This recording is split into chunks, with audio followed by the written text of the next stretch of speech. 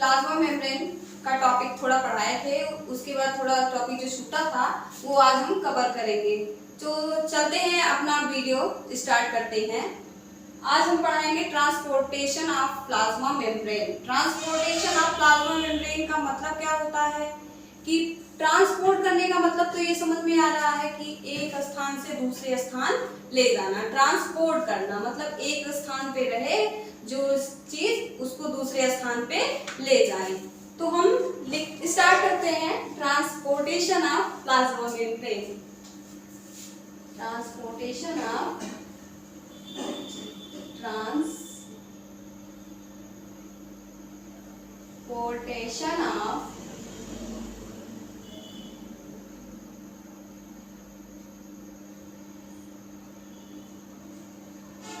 plasma membrane. It is two type.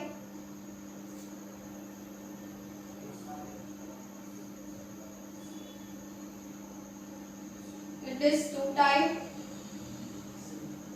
First is active and second is passive. अब हम जानेंगे कि active transport क्या होता है और पैसिव ट्रांसपोर्ट क्या होता है। पहले हम जानेंगे पैसिव ट्रांसपोर्ट और एक्टिव ट्रांसपोर्ट। पैसिव ट्रांसपोर्ट में जो होता है एनर्जी की रिक्वायरमेंट नहीं होती है और एक्टिव ट्रांसपोर्ट में एनर्जी की रिक्वायरमेंट होती है। पैसिव में क्या होता है, इसमें एनर्जी की रिक्वायरमेंट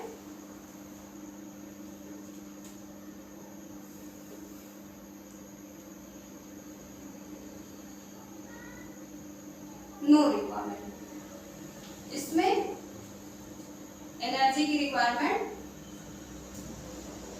होती है।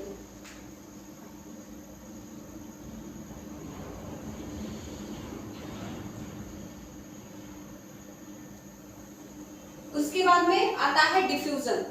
What is diffusion? मतलब डिफ्यूजन का मतलब क्या होता है? Lower concentration to higher concentration, मतलब कि किसी भी मॉलिक्यूल्स का जो कंसंट्रेशन होता है, मतलब मूवमेंट जो होता है हायर से लोअर की तरफ जाए, मतलब ज्यादा से कम की तरफ आए, वो क्या होता है? डिफ्यूजन होता है। उसके बाद क्या है? डिफ्यूजन।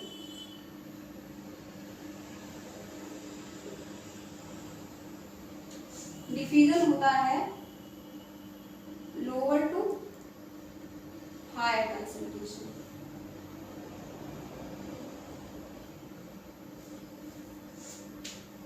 उसमें उसके बाद क्या है? डिफ्यूजन के बाद में आता है ऑस्मोसिस। ऑस्मोसिस का मतलब क्या होता है? ऑस्मोसिस का मतलब होता है movement of water, carbon dioxide और ऑक्सीजन, मतलब ऑक्सीजन और कार्बन डाइऑक्साइड का मूवमेंट। मूवमेंट का मतलब क्या होता है? मूव कर जाए, एक स्थान पे रहे दूसरे स्थान पे चले जाए। उसके बाद में है osmosis. Osmosis diffusion of movement of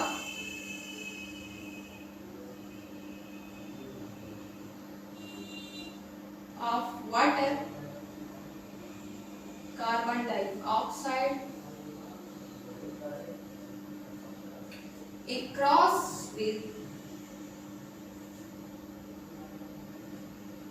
उसके बाद में क्या है? एक्टिव में हम आते हैं, इसमें एटीपी की जरूरत होती है एक्टिव ट्रांसपोर्ट में। अब यहाँ पे एटीपी आ गया तो हम सोचेंगे कि एटीपी क्या होता है। एटीपी का फुल फॉर्म क्या होता है? एटीपी का फुल फॉर्म होता है एडेनोसिन ट्राइफॉस्फेट। एटीपी से कुछ मतलब समझ में आ रहा होगा। एटीपी जो होता है केमिकल होता है। अगर हम केमिस्ट्री की भाषा में समझें तो जो सेल्स होता है हमारा केमिकल से बना हुआ होता है। हमारी पूरी जो बॉडी होती है केमिकल से बनी हुई होती है। ये जो एटीपी है वो हम आगे जानेंगे, बस यहाँ पे इतना हम जानेंगे कि एटीपी का फुल फॉर्म क्या होता है। एटीपी का फुल फॉर्म होता है एडेनोसिन ट्राई फास्फेट। उसके बाद हम नेक्स्ट चलेंगे नेक्स्ट टॉपिक की ओर।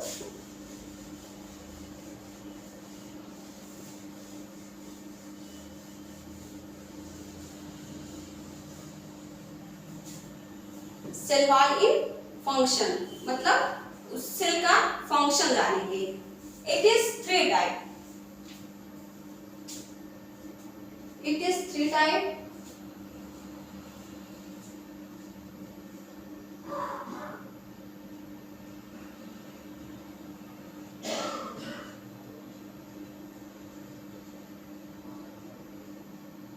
First is hypertonic,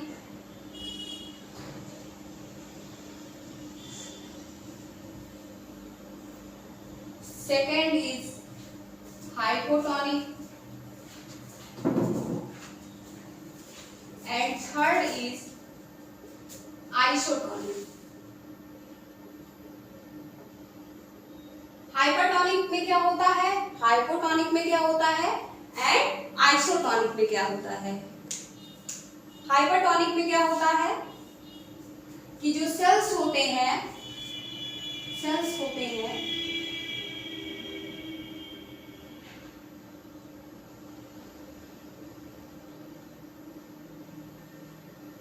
उनमें जो वाटर होता है वो सॉल्यूट अगर उसमें ज्यादा रहता है, जो हमारी सेल्स होती हैं वो क्या कर जाती हैं, स्प्रिंग कर जाती है, मतलब पिचक जाती हैं। तो इसमें क्या होता है, लॉस ऑफ वाटर। जब इसमें लॉस ऑफ वाटर हो रहा है, मतलब कि वाटर जो है हमारा, जब सेल्स में जो वाटर है,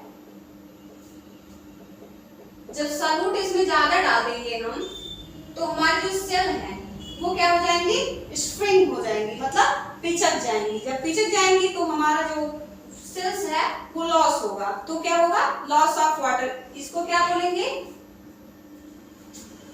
प्लाज्मोलिसिस।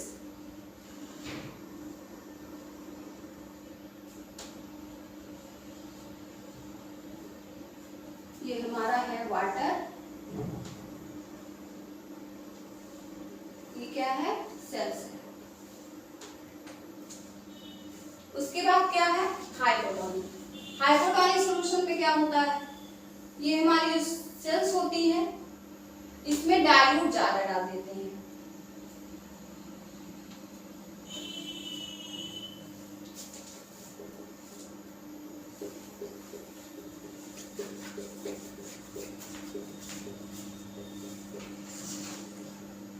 जो सेल्स होती हैं इसमें अगर डाइल्यूट जब ज्यादा बढ़ जाता है तो जो सेल होती हैं वो स्वेलन हो जाती हैं, मतलब फूल जाती हैं। तो जब फूल जाती हैं तो एक ऐसा कंडीशन आता है कि जो हमारी सेल्स होती हैं वो बस्ट कर जाती हैं। बस्ट कर जाती हैं क्या मतलब क्या होता है, फट जाती हैं। जब फट जाएंगी तो इसे क्या बोलेंगे, कैटोलिसिस।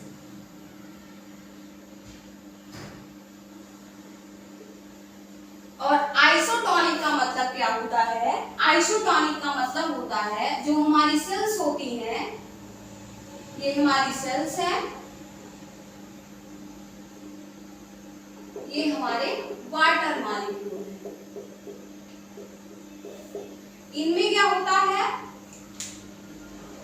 सेल्स और जो वाटर मॉलिक्यूल्स होते हैं इनका जो मॉलिक्यूल्स मूवमेंट होता है वो नहीं होता है। मॉलिक्यूल मूवमेंट इसलिए नहीं होता है क्योंकि जितने सेल्स के अंदर वाटर होते हैं, जितने ही सेल्स में वाटर होते हैं उतने ही सेल के बाहर होते हैं।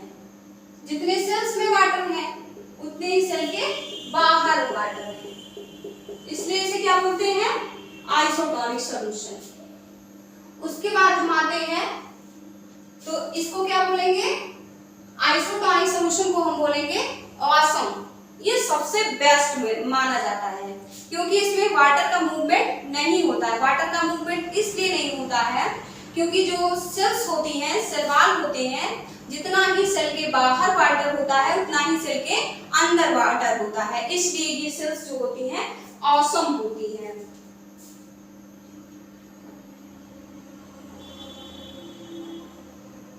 उसके बाद हम चलेंगे नेक्स्ट टॉपिक पे। हमारा नेक्स्ट टॉपिक है सेल वॉल।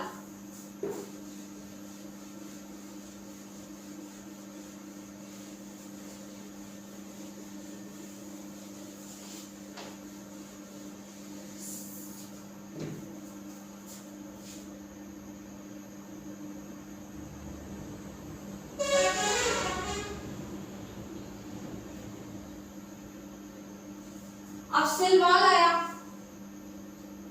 तो हम सबसे पहले ये जानने की कोशिश करेंगे कि सेल वॉल किस चीज का बना हुआ होता है और सेल वॉल कहाँ पाया जाता है। सेल वॉल किस चीज का बना हुआ होता है और सेल वॉल कहाँ पाया जाता है। सेल वॉल किस चीज का बना हुआ होता है? सेल वॉल बना हुआ होता है सेलुलोज का, और सेलुलोज जो होता है वो पॉलीसेक्राइड होते हैं, और जो पॉलीसेक्राइड होते हैं वो कार्बोहाइड्रेट्स में पाए जाते हैं और किस में पाए जाते हैं? पेक्टिन में पाए जाते हैं और हेलिसेलुलोज में पाए जाते हैं। पेक्टिन और हेलिसेलुलोज जो होता है एनसीईआरटी पैटर्न्स में नहीं है, इसलिए आपको ये याद करने की जरूरत नहीं है। अगर आप याद भी कर लेते हैं तब भी कोई दिक्कत नहीं है। Cell wall is made up of cellulose.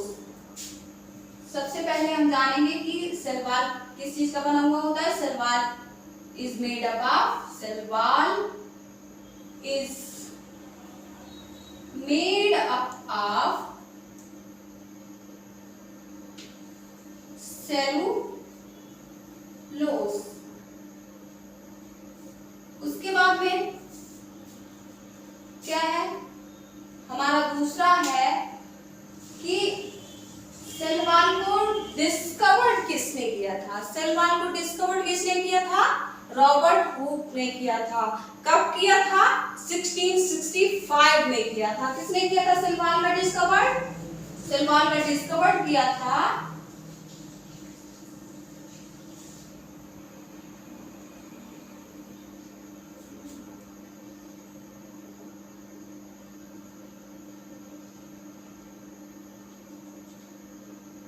In Robert Hooke. कब किए थे? 1665। उसके बाद हमारा थर्ड पॉइंट है कि कैन ग्रो। ये ग्रो करते हैं। सेल वॉल जो होते हैं ग्रो करते हैं, मतलब बढ़ते हैं। उसके बाद में है हमारा टॉपिक स्ट्रक्चर ऑफ सेल। उसके बाद है स्ट्रक्चर ऑफ सेल या function of cell.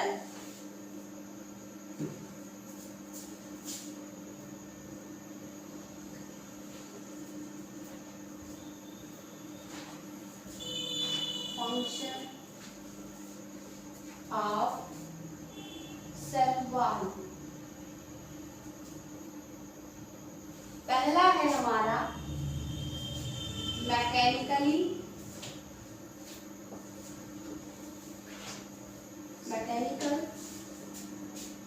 Injury,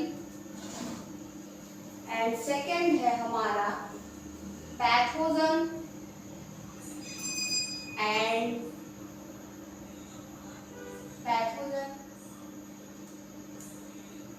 third है रिजिडिटी, फोर्थ है ऑस्मोसिस एंड फिफ्थ है सपोर्ट।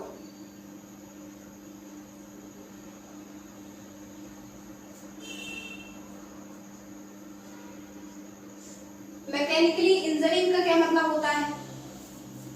मैकेनिकल इंजरी का मतलब होता है कि वुमेन्स की एक्टिविटी को क्या करे? सेव करे, मतलब बचाए। वुमेन की एक्टिविटी को बचाए और एनिमल्स की एक्टिविटी को बचाए। पैथोजन मतलब मतलब क्या होता है, पैथोजन का मतलब होता है कि जैसे हम लोग जानते हैं कि ह्यूमंस में डिजीजेस होते हैं, डिफरेंट टाइप के डिजीजेस होते हैं ह्यूमंस में, वैसे ही प्लांट में डिफरेंट टाइप के डिजीजेस होते हैं। जैसे कि हो सकता है वायरल डिजीजेस, फंगल डिजीजेस। उसके बाद में क्या है, रिजिडिटी, मतलब ये क्या करे, रिजिडिटी मतलब क्या होता है, प्लांट के शेप को बचाने की कोशिश करे। उसके बाद में आता है हमारा ऑस्मोसिस। ऑस्मोसिस जो टॉपिक है हमारा एनसीईआरटी के पैटर्न में नहीं है, ये आप अगर याद भी करते हैं तब भी कोई दिक्कत नहीं है, और अगर नहीं याद करते हैं तब भी कोई दिक्कत नहीं है। उसके बाद हमारा टॉपिक आता है सपोर्ट। सपोर्ट मतलब क्या होता है कि प्लांट को भी सपोर्ट की आवश्यकता होती है।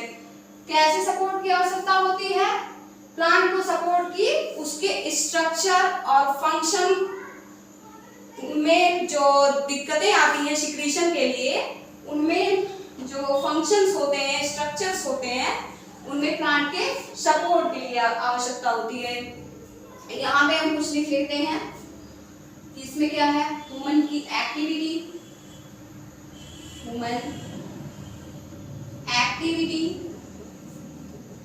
And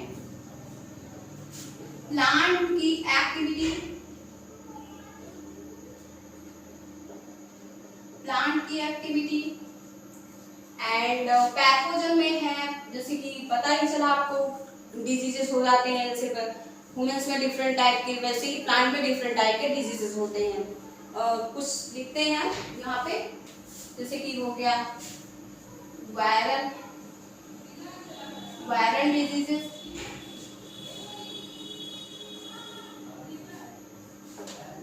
and fungal diseases.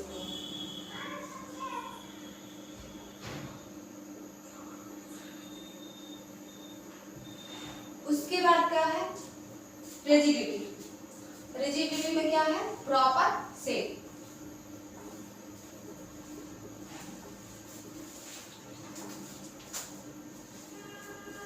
उसके बाद क्या है, सपोर्ट, मतलब इसमें किस चीज की सपोर्ट की आवश्यकता होती है, प्लांट के सपोर्ट की सारी आवश्यकता होती है।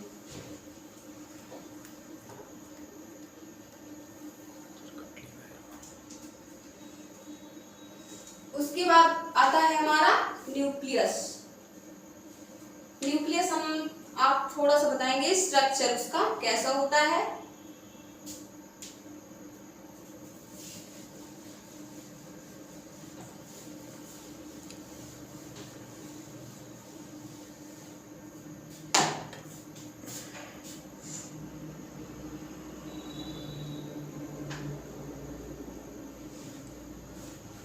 न्यूक्लियस का स्ट्रक्चर होता है, पहले होती है सेल की वॉल, मतलब सेल की दीवार।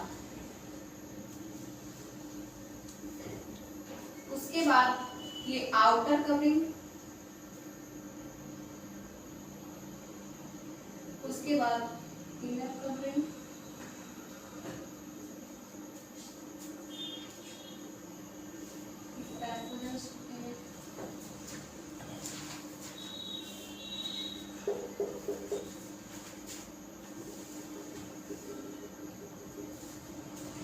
ये क्या होता है, न्यूक्लियोलस।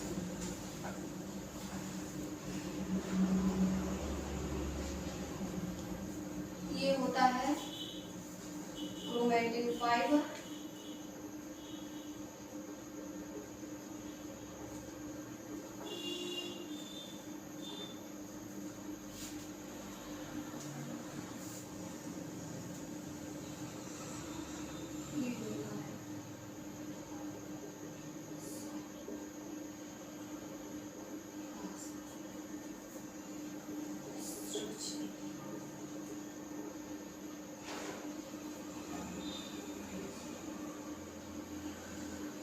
न्यूक्लियस में सबसे पहले हम जानेंगे कि डीएनए क्या होता है। डीएनए होता है, डीएनए का फुल फॉर्म क्या होता है, डीऑक्सीराइबो न्यूक्लिक एसिड। डीएनए को हम क्या बोलते हैं, डीएनए को हम हेरिडिटी मटेरियल बोलते हैं। अब ये हेरिडिटी मटेरियल्स का मतलब क्या समझेंगे। हेरिडिटी मटेरियल होता क्या है? हेरिडिटी मटेरियल होता है जो इंफॉर्मेशन को स्टोर करे, मतलब अपने पास इंफॉर्मेशन को स्टोर करके रख ले और one generation to and other generation तक सेंड करे, मतलब एक जनरेशन से दूसरे जनरेशन पहुंचाए, यानी कि फादर टू सन। ये होता है डीएनए और डीएनए का हेरिडिटी मटेरियल। बस आज का बस इतना ही। उसके बाद हम मिलते हैं आपसे नेक्स्ट टॉपिक पे। हम आपको एक नया टॉपिक लेके चलेंगे। तब तक के लिए सभी स्टूडेंट्स को best of luck. Thank you.